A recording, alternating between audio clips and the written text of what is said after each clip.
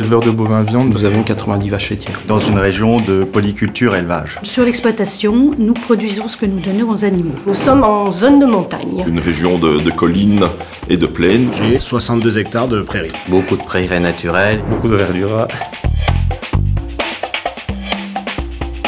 La vache est un ruminant. Elle seule est capable de transformer la cellulose en production laitière ou production de viande. Elles mangent de l'herbe et en digérant l'herbe, elles émettent du méthane.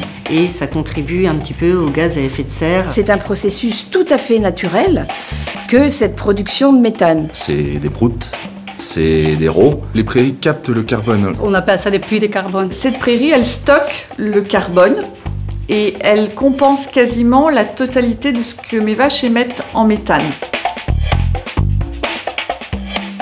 On en prend acte et on essaye de mettre en place des choses pour diminuer cet effet. La première chose à faire, c'est réduire au maximum cette utilisation des engrais azotés. Parce qu'on utilise et on valorise au mieux le fumier de bovin. Ces déjections, on s'en resserre pour les mettre sur les cultures et ça produit de l'engrais. Ça nous évite des achats d'engrais minéraux. Alors du coup, pour limiter la production de gaz à effet de serre sur notre exploitation, on est parti dans une optique de production maximale d'alimentation, l'autonomie alimentaire si on veut.